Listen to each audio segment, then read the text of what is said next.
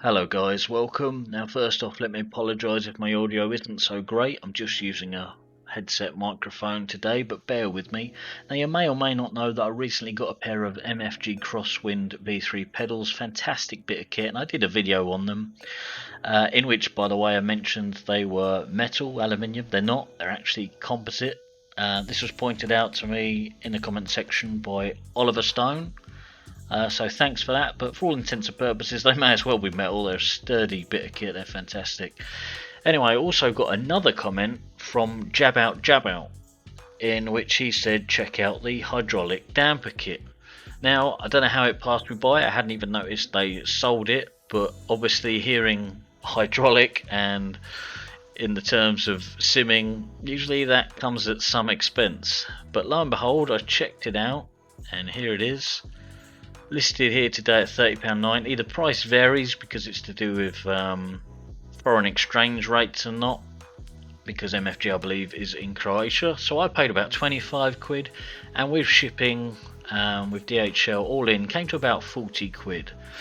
And I've got to say, it's great. We're going to take a look at them now, take a look close up, fitting them and how they are on the pedals themselves. Okay, and here it is, the damper itself as it arrives. Let's open it together. Nicely packaged in its own custom packaging, little window. We can see it's held in nicely there with foam. And bare bones contents, it's all you need.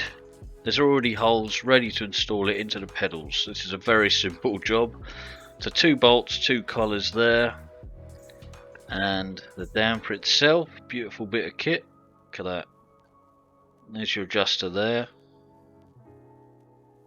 Great feel to it, yeah, very nice. So let's just go ahead and install it. A very simple job, and I'll do that now. Okay, so pedals at the ready. This is a very simple job, making use of these 2 ready pre-threaded holes here. It's a one tool job. You just need a 6mm Allen key, hex key, whatever you call it where you're from. Now you orientate the damper with the adjuster closer towards you, the front of the pedals here, and towards the right foot pedal. And it's literally a case of, you may have to pull it open a little bit. 1 bolt through, collar on. I'm just going to drop that in and give it a little twist. So that's in place. Tighten it in a moment. Next bolt through, collar on, and yeah, you might have to open or compress it to line it up. There we go.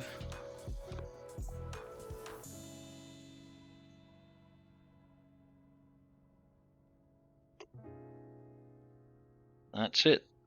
They don't do up at all very much. Give it a little nip.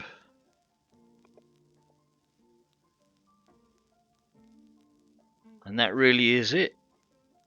Job done. And the feel, obviously totally different. And the spring I've now got its loosest. I actually don't know whether you take that. I suppose you could just take that totally off. Or I may just leave it in place. It's not really doing anything. It's so loose now. Just keep it all together. So yeah, the next step really is to get it on the floor, get your feet on it, and mess around with how loose or tight you want the feeling. Okay, so pedals on the floor. Hopefully this isn't too dark. It's not the best lighting setup, but it should do. Now obviously, usually these would be back against the wall, so I wouldn't be able to push it back. One thing I am going to do and still haven't done is put a wooden base on it, because it is quite easy when you're putting your feet on to rock it about. It could do with a bit of an extension here really.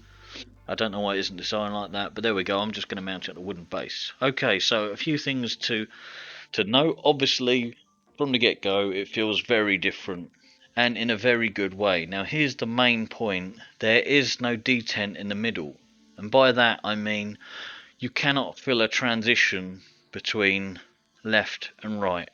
Like usually with the spring here, even though they feel great, don't get me wrong, they feel great usually, you can tell when you're transitioning from there to there. Here there's no transition at all. It's such a fluid movement, it's remarkable. Now when I let go, you can see they don't snap back and return instantly. So there's a few things to be mindful of here. One, of course, is the adjuster here for how much tension you want, how much force you need to push through the pedals. But secondly, you can use this in conjunction with the spring if you want.